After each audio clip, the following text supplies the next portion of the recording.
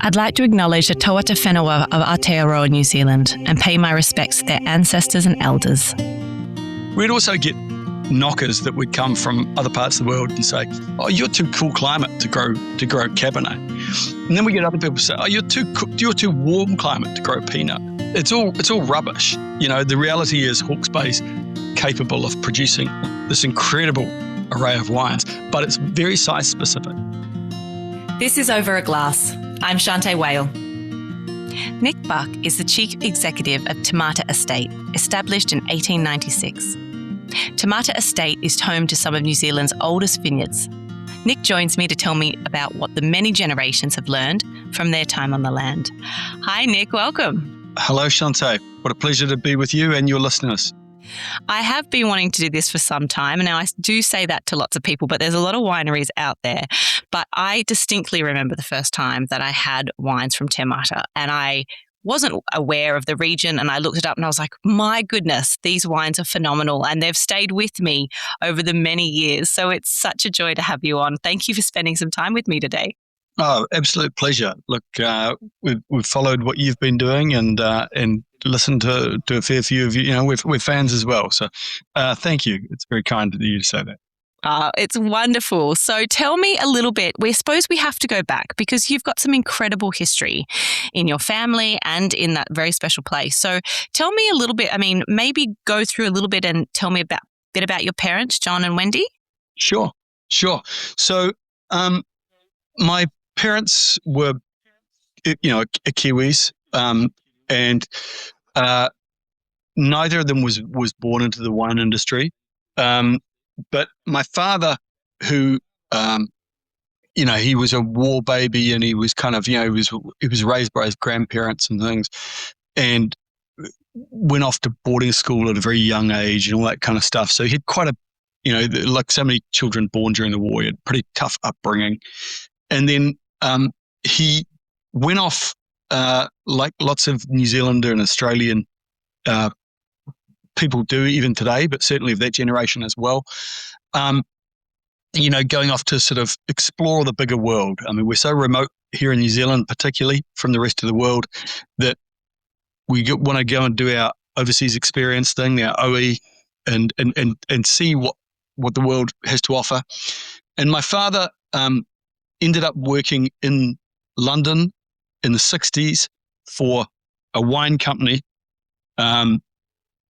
that at the time was owned by Whitbread Breweries, but it was the biggest wine importer in the UK. And in those days, they used to do a lot of London bottling of wine.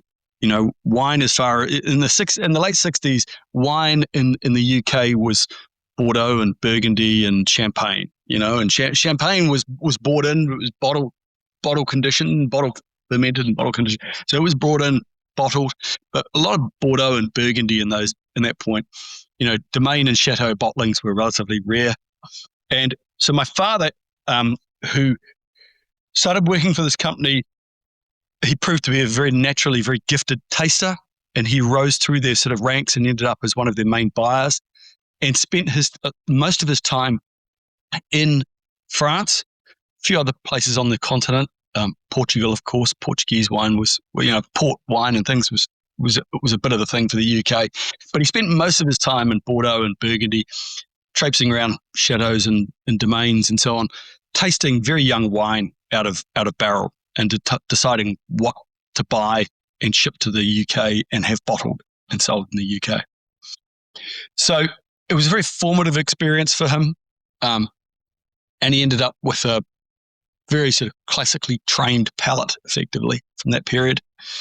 But, New Zealand was calling, and he came back to NZ, and he became a really seminal figure of wine in New Zealand at that period, in the, as I say, late 60s, and by this point, early 70s. And he was very influential on the wine scene at the point. He was an importer, he was a retailer, he was hosting wine education classes, he had a weekly radio show on wine. New Zealand even had like a sort of a early celebrity TV chef program in the 60s. I mean, we don't lead the world in a lot of things, but for some reason we were doing that at that point, called the Galloping Gourmet. And my father did the wine slot on the Galloping Gourmet TV program. And so he was a very visible identity of wine in New Zealand at that point. And he was very friendly in Australia with people like Len Evans and James Halliday. These are all sort of contemporaries of my father at that time. And it's through that he got invited to be part of the Australian show judging circuit and that kind of thing. So he was really this highly visible identity, but he was super critical of the wines that were being made in New Zealand at that time. And all of his time working so close to the production side of things had really inspired him that he wanted to be a winemaker himself. And so he was very critical of what was going on in New Zealand, which sort of got up the nose of a lot of the producers. And he scouted around New Zealand for a very long time looking for the right spot to get into wine production. And at one point he was here in Hawke's Bay. There was a very noted producer in those days in Hawke's Bay called Tom McDonald, who'd made a succession of wines in the late 60s that were regarded as the best Cabernets produced in New Zealand, or best wines produced in New Zealand, by a significant margin. And Dad had a tasting with Tom at one point at his winery, where Dad brought along a whole bunch of Bordeaux first growths and things, and Tom was putting on his own wines and so on. And Dad said afterwards, because he was so high profile in public, everything he said kind of got recorded and stuff back in the day. So there was sort of articles written where he said it was like lighting a fuse for him. It was the first tasting he'd seen here in New Zealand, where he saw some of the same aroma and flavour notes on those wines as to what he was used to tasting of these very young wines back in Bordeaux and Burgundy and so on, but particularly Bordeaux, which was his first love. And he said that was like lighting a fuse for him. He just realised that Hawke's Bay had the potential to make the style of wine that he aspired to do. And so Hawke's Bay became the place, and they kept looking for quite some time. And eventually, again, he stayed in contact with Tom, and Tom phoned him up and said, look, there's a historic winery called Te Mata Estate that's for sale. It's very run down, but it's got these exceptional vineyards that come with it. I want to buy it, but I can't get the financial backing together to buy it. You should go and take a look at it. And so this was 1974. And my father purchased Te Mata Estate on the basis of that. But it was subject to a lease that meant that the family didn't get hold of it till 1978. So that was my family's first Hawke's Bay harvest. And that's the background to my family coming to Te Mata, which was already a very famous winery from the very early days of New Zealand because of the work that the Chambers family who'd founded Te Mata had done in the 1890s and early 2010s.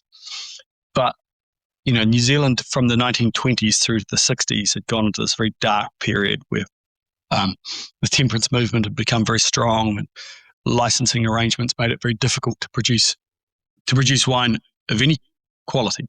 Mm. So it sounds like a big endeavour buying this wonderful estate, but I imagine it was a lot of labour getting it back up and running and everything like that. How old were you then?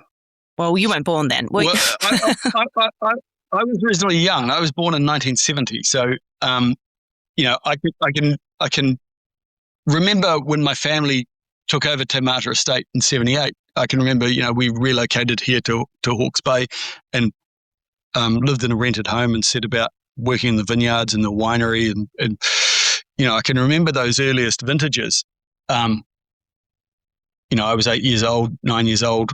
1978 was a terrible vintage. Don't buy any wine from Te Mata Estate in 1978. It rained non-stop.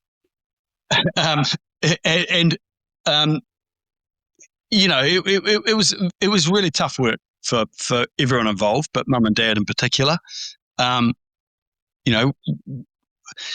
it wasn't like they'd come from money and had, lots of resources. They'd bought this thing that was very run down, and they had to basically start. I mean, right from the word go, it was sort of working within the winery buildings initially, just trying to get those operational. Like, I can remember just, they have to smash out old concrete tanks and try and install some stainless steel tanks and stuff like that. And, repairing the roof and trying to pour concrete floors so the flooring was level and things like that. It was all really sort of basic stuff. And it'd come with this. Dad hadn't bought it for the winery, as I say, he'd bought it for these incredible vineyards that came with it. But they had been, whilst they'd been set up fantastically, they'd been allowed to, really deteriorate significantly, to the point where, as vines had died, they'd been interplanted with all sorts of things. And so, those first vintages, they were going through vine by vine, tying different coloured ribbons around everything so that they could, harvest all the Cabernet Sauvignon together, or harvest all the Chardonnay together and things. And really, they were more like gardens, collection of individual vines, rather than a modern vineyard arrangement. But they had great vine age, and as they were able to cull out the rubbish, they were allowed, they could let the quality really come to the fore of what was there. And they ran into they got very lucky a little bit later on. I mean, 78, as I say, was terrible, but 80, 81 were strong vintages. And the smallest of the original vineyards, and the one that was in the worst state of repair, was the first one to kind of be redeveloped. And that was where my father built our family home, and that became the Coleraine Vineyard. And the first vintage of that wine, when it was fully replanted and redeveloped, because it had been the first one to be redeveloped, was 1982. And that was a fabulous vintage. And that was the first Coleraine that Te Mata produced. And that went on to become, it was seen as just a landmark wine in New Zealand. Sure has, and has ever since been.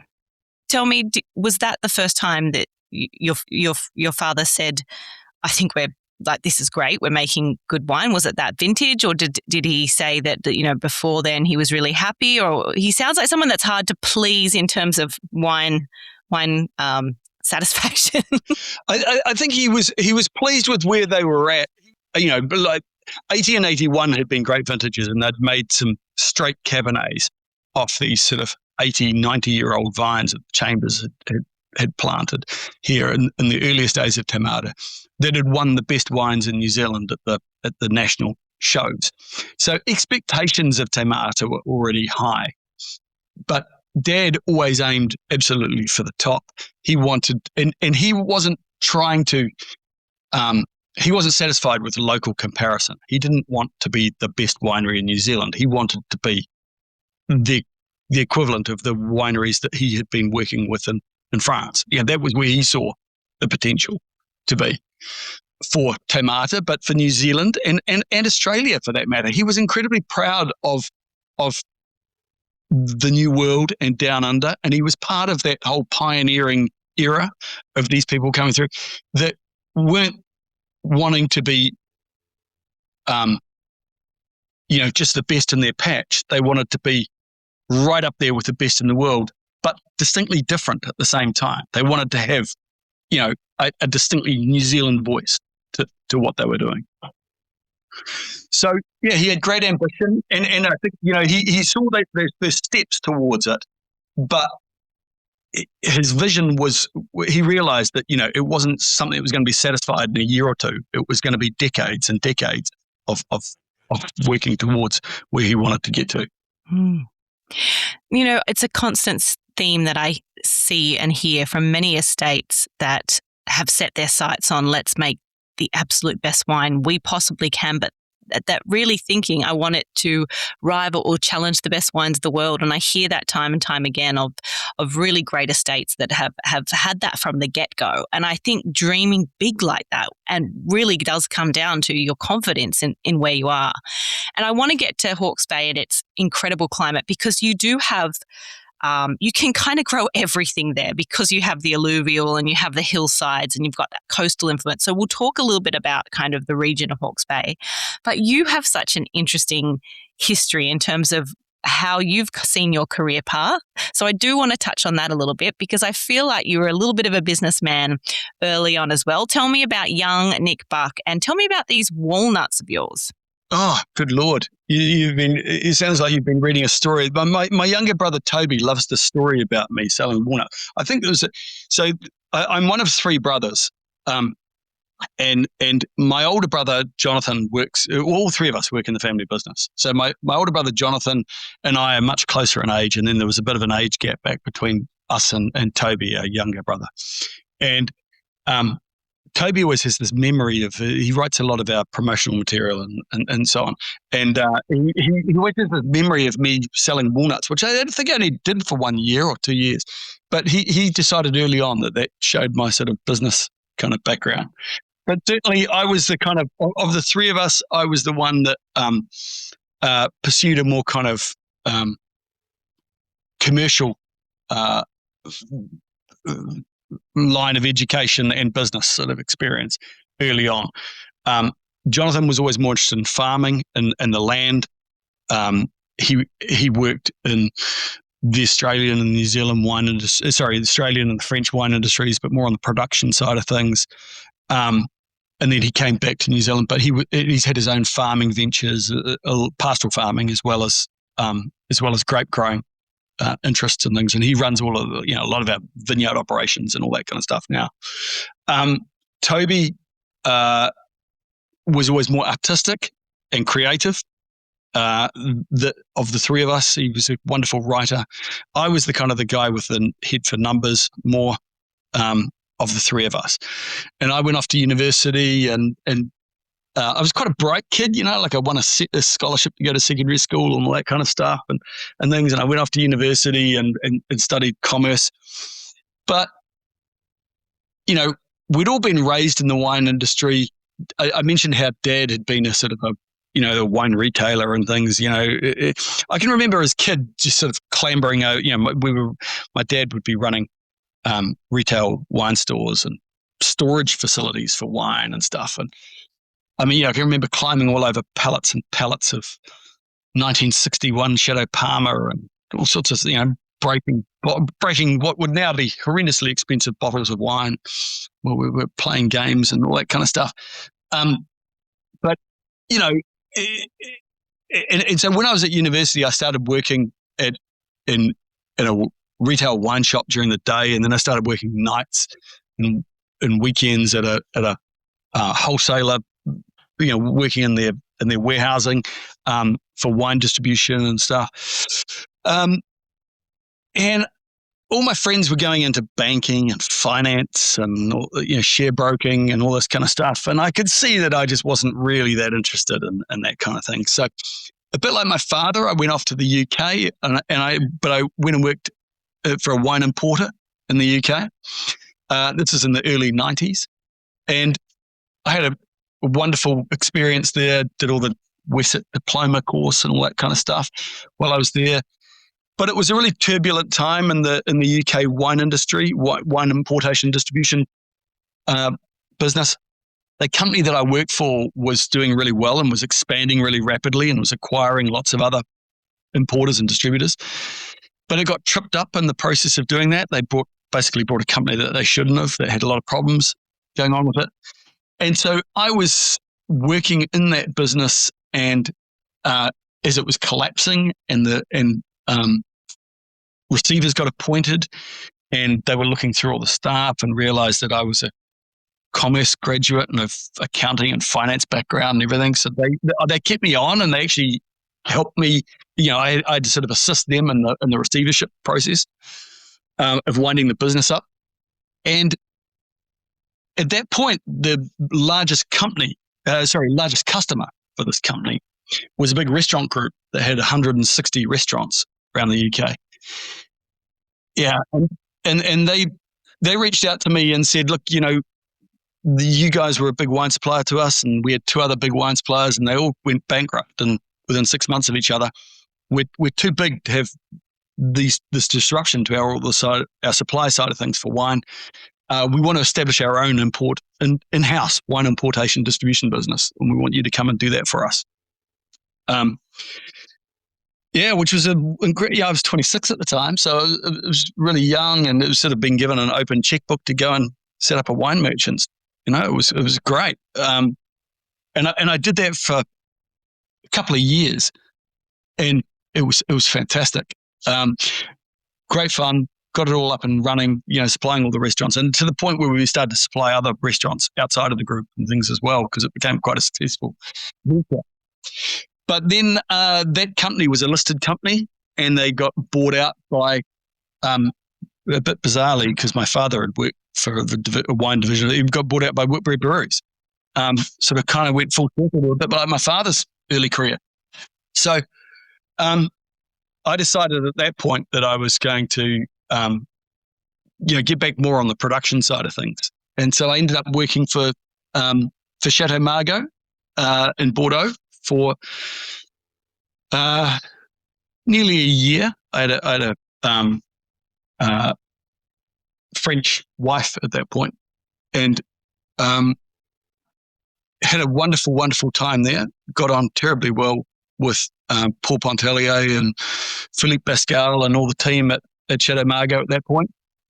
Yeah, it was a great experience. But by that point, I'd been working in wine for nearly a decade, and it was kind of crazy that my family had this wine business, and here I was all around the world working in wine, but not helping out my family. So I was kind of reaching a point where I wanted to have kids and that kind of thing. So I ended up relocating back to New Zealand and joined the family business. Mm. I mean, I feel like your father would have been so thrilled that you were out doing all of those things, and probably quite jealous of what you were drinking. But I do want to, what was the biggest takeaway from being at Chateau Margaux for over a year? I mean, what an operation. But when you walk away from that experience, what's the one thing that you took with you into your family business? It's a really good question. I think it's a temptation always to sort of think that there'd be some kind of like production aspect that you would take on board from the viticulture or the winemaking side of things. But actually, for me, the thing that I took away from it more was the insight into their own internal culture and how they viewed their wine and how they viewed themselves and how they viewed their place in the wine world, and just the insights you gained into the way they thought about wine overall. And it's that world of the first growths is a funny, like little fishbowl of a world. It's a little goldfish bowl. Where the whole world of wine is often watching them. And they're quite insular in many ways. But the depth of knowledge they have of their own properties and things, is their own internal understanding of their own operation is very, very deep. And the way they constantly refined everything internally within their own operation was impressive to see and to understand firsthand.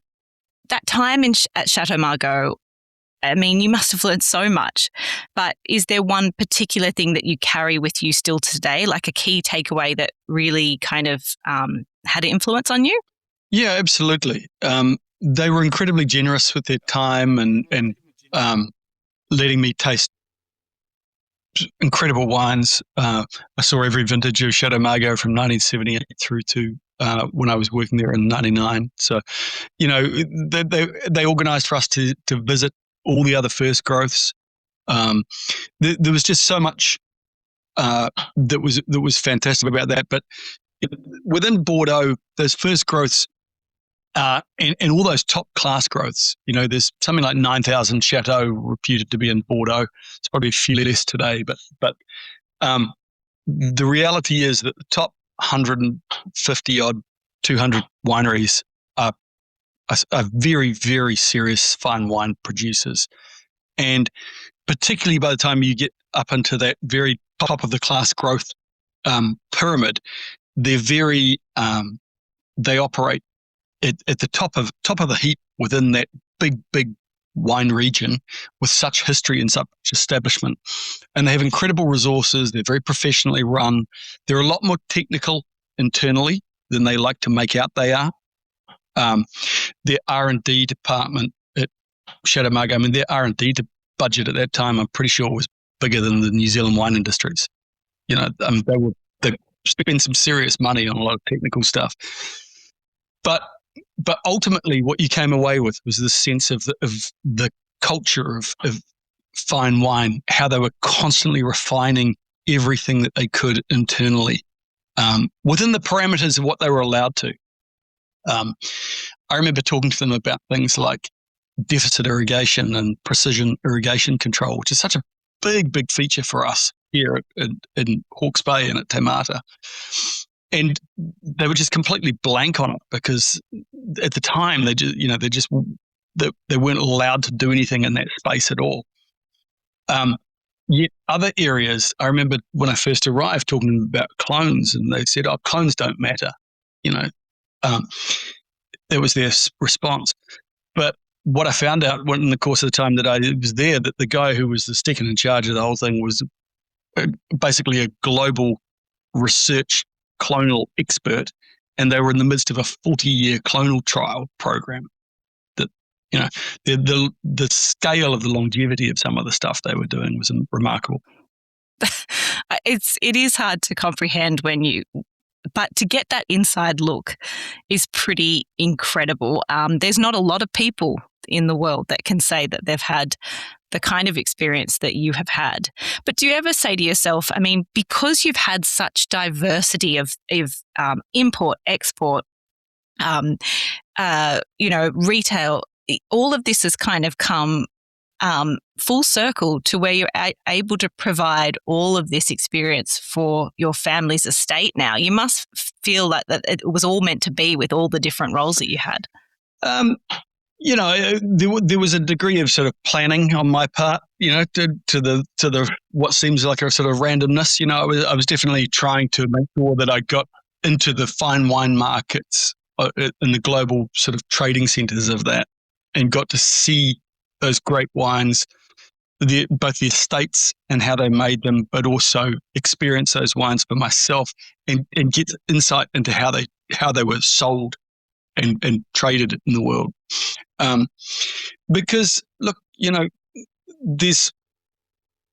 when my father came back to establish the modern Te Mata, took over Te Mata estate and reestablished it and set the vision for what it's become.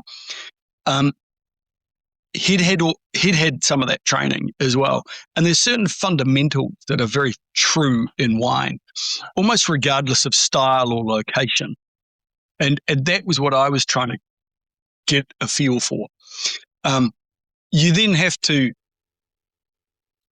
take those fundamentals and apply them to your own situation.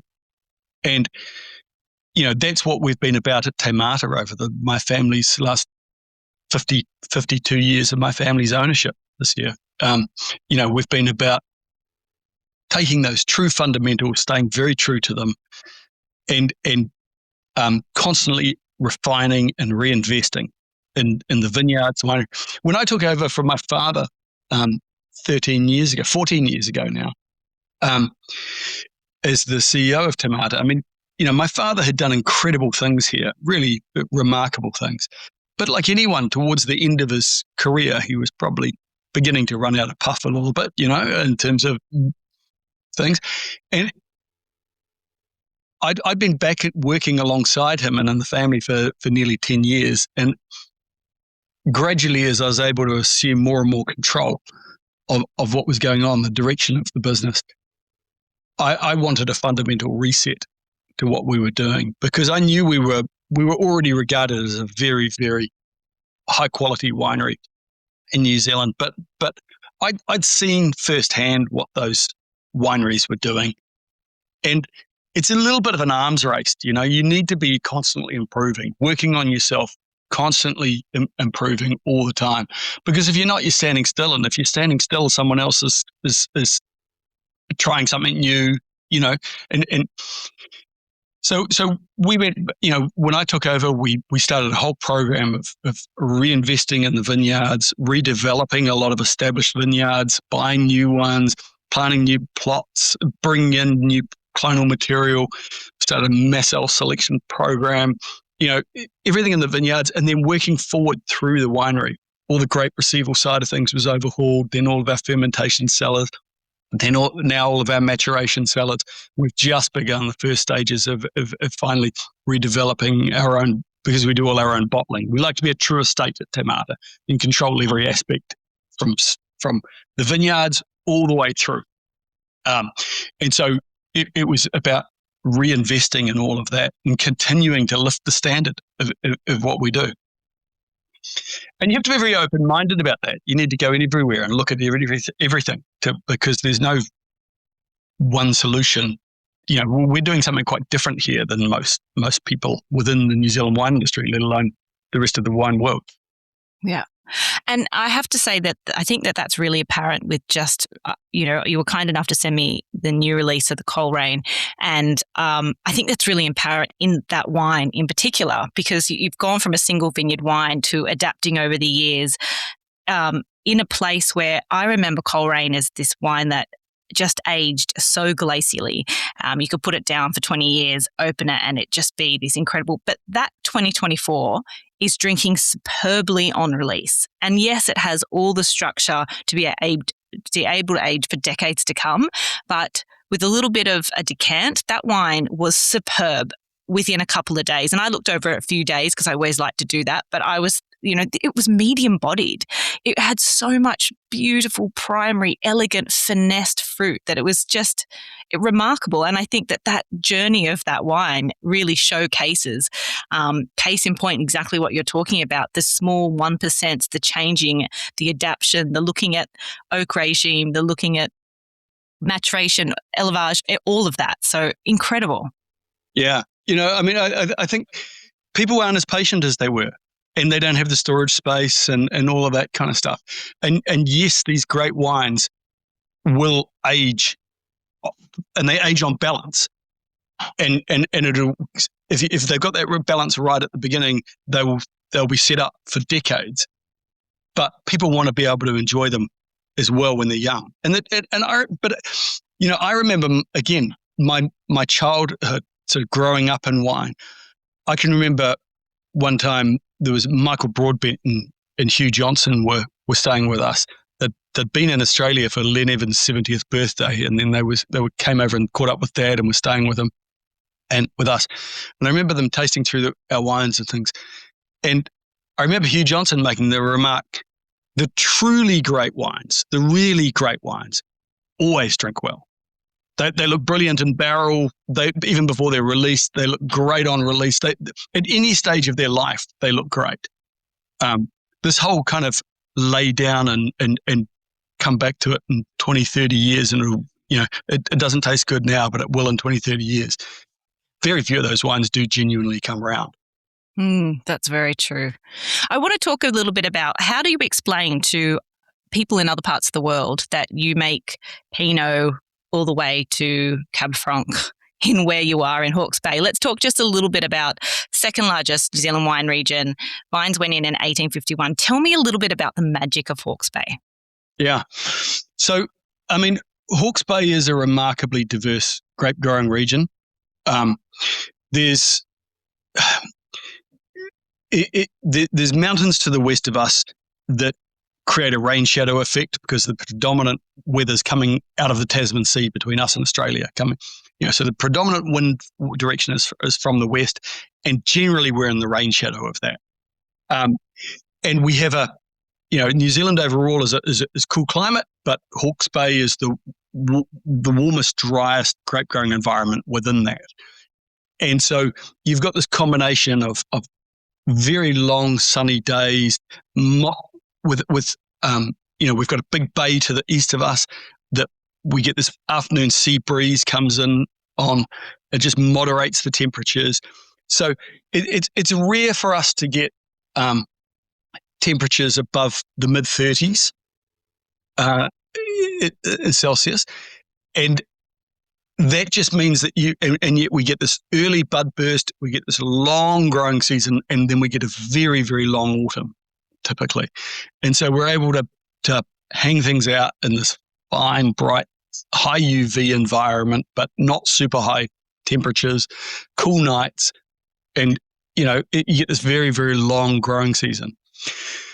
And then across the region, the main grape growing area is the Heretaunga Plains, and they're formed by 3 rivers. New Zealand's super mountainous, and we're close. You can't. It's a narrow country. You can't get very far away from the ocean, so always there's this ocean influence. But the mountains are high, and they run down to the ocean very, very steeply, and they carry a lot of sedimentary material out. So you get these deep pockets of silts and gravels and sands, and So across the Heretaunga Plains, there's more than 27 different soil types. And then once you get off the plains and move up into the hill country, there's even more. And so within that, you get, and as you start to get up into elevation, you get less coastal influence. There's pockets where you can get some turns in these river valleys, and you can get areas where the hills, coastal hills, are blocking the maritime influence. So you've got all these different mesoclimates, different soil types in this very, very benign temperature range. That means that you can ripen this broad array of wine styles. It's funny, I remember for years when we were making, these Cabernet-based wines, and you've got to remember, Tomato is 130 years old, and there's been the very first plantings here were classic Vitis vinifera varieties. So Pinot Noir, Syrah, Cabernet, Chardonnay. Those early pioneer farmers, they knew their land really, really well, and they knew what they were planting. But I can remember, when my family's here in the kind of late 80s, and we'd already made a succession of really, really high quality wines that were getting all sorts of attention. We'd also get knockers that would come from other parts of the world and say, "Oh, you're too cool climate to grow Cabernet." And then we get other people say, "Oh, you're too warm climate to grow Pinot." And I think, it's all rubbish. The reality is Hawke's Bay's capable of producing this incredible array of wines, but it's very site specific. You have to go and find the sites, the areas within the region. And it's actually what makes it a great wine region. It's, often the consumers like the wine regions where it's super identifiable with the region and a variety, because it's a shortcut, isn't it? We all like shortcuts in life. It makes it really identifiable. It's sort of, it's Barossa Shiraz, or it's Napa Cabernet, or it's Marlborough Sauvignon Blanc, or, whatever. But each one of those wine regions is much more diverse in reality than that. And Hawke's Bay is an even more diverse grape growing environment than that. And so in that regard, these are it's these incredibly diverse regions that are ones that I really like going to as a wine lover, because I love the diversity in wine. Yeah. That's where you find the real interest. Totally. And I mean, not only is Hawke's Bay absolutely stunning as a place to visit, but I agree with you. Nearly all the regions, New Zealand is an incredible place that is unlike anywhere else in the world. And you kind of just have to see it to believe it. I think you have to be there and watch it unfold and just experience the culture, experience the place, see the mountains for what they are. It is unlike anywhere else. And it's like something out of a movie, it is that. It's just such a special place. And the wines that you make in Hawke's Bay are sensational. And I love that too. Out of your portfolio of what you make, there's multiple things that I'm like, ooh, I have to have that. And that was a problem when I was, a sommelier buying. I was like, oh, I need a 6-pack of that. Oh, I need 18 of those. Oh, I get that. All of a sudden, I was like, whoops, I really blew that budget that I was supposed to be looking at. But some really special wines. And you've got Phil Brodie as your senior winemaker and Brenton O'Reilly as your viticulturist. Huge talent there. And then your brothers that are working within the business. I mean, you really are set up for ongoing success. And I'm such a huge fan. I really am. Oh, thank you. It's really kind. Look, we pride ourselves on, obviously through the family side of things, we have great continuity, but we pride ourselves on creating an environment where our staff really feel part of a team, and they want to be here, and they stay for a long time. The last two winemakers we've had at Te Mata Estate, Pete Cowley did, I think, 34 vintages here at Te Mata. And Phil Brodie, our current winemaker, he's on his 37th vintage here this year. So, I remember at one point we have all these, we hand pick almost everything at Te Mata. And so we have these big hand picking groups. And Havelock North, the local town where we are, is a kind of a bit of a retiree town for a lot of farmers and orchardists and all the like. And they're quite used to being active and outside and stuff. And they kind of retire, they pass on their farm to their kids and retire into the little town of Havelock North and garden their days out. And a lot of them come pick for us. And I did this analysis at one point. I remember a couple of years ago. The average picker picks for us for 10 years. So, it's just, even down to sort of the casual team here, we like to have the same people doing the same roles year after year and really understanding what we're attempting to do every year. You only get one shot at that vintage. We want everyone to be part of it and understand it. That's pretty cool. Look, the only time I've driven through Havelock North, there was a festival going on, a street festival, and it was full of colour. I had my hair like hanging out of the window like a dog. I was just like, what is happening in this town? And it was just awesome. So very special place in the world. Nick, I would like to know a little bit more about what you like to drink. So if you only had 3 drinks that you could drink for the rest of your life, what would they be? Well, it has to you be can say your own wine. Well, I was going to say it has to be Cabernet-based wine because I think, and preferably in a climate not too dissimilar to ours here in Hawke's Bay, which for me, Cabernet grown in a maritime temperate climate, coastal Cabernet, basically, I think is incredibly expressive. I like the intensity of fruit flavors, the ripeness of fruit flavors, but the elevated acid profile, and which provides so much freshness and the interplay with the tannins. I just think that both the longevity and the immediate appeal of it, I love that style of wine. So obviously that's very true to what we do at Te Mata and everything. But I just love that form of Cabernet from almost anywhere in the world. I've always been a huge Riesling fan. The very first wine I can ever remember drinking was Higgy's Vineyard Riesling from Yalumba, 1979, when I was 10 years of age. I think it was the first ever release of that wine. I remember having it at a dinner party my parents were putting on for some guests, and I tried it. I tried that alongside 100-year-old Madeira that night, which were two pretty remarkable kind of wines for a 10-year-old to be tasting and remembering. But I remember that. So I've always liked Riesling. Again, Aussie Riesling, German Riesling.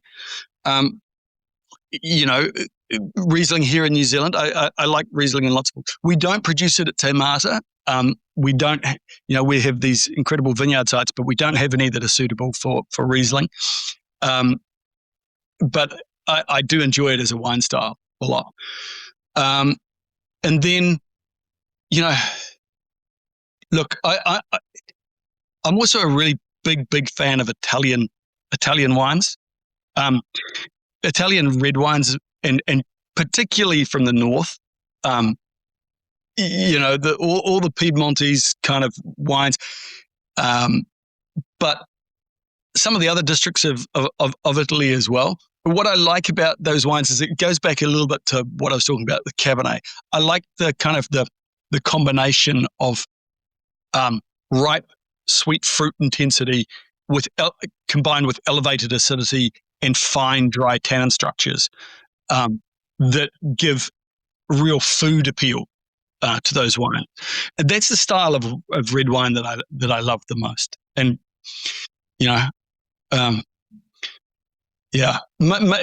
my cellar, I drink. I wish I drank more white wine. My wife is a pescatarian, and so we have a lot of fish dishes at home. But ultimately, for me, I drink predominantly red wine. So wine for me, I talk about how I like it with food, but actually I end up drinking a lot of wine after dinner, and drinking red wine. And I love. And Max, like the great wine writer, the first sign of a great wine is it's red. Well, look, I have to say I drink a lot of white wine when I'm out, and I drink a lot of red wine at home. For me, it is the glass you can sit with and have great conversation with over time. But 3 great drinks, and it does tell me a little bit more about you, Nick. I've loved hearing more about Te Mata. I've found out more things about you that I never knew, which I really appreciate. And like I said, I'm just a huge fan of the wines, and thank you for spending your time. I know that you are very busy, but you've been really generous with your time. So thank you so much. And thank you for that beautiful bottle of wine, which I enjoyed with 2 very close friends, and it meant a great deal. I'll never forget that experience of drinking that wine over those few days and with some special people. So thank you. Cheers, Shanteh. Absolute pleasure. Thank you. Cheers to you. Cheers. This is Over a Glass. I'm Shanteh Wale. Stay tuned for more stories from the world of wine and drinks. Listen in every Thursday on your podcast app. Follow us on Instagram at overaglasspod and contact us at overaglass@deepintheweeds.com.au.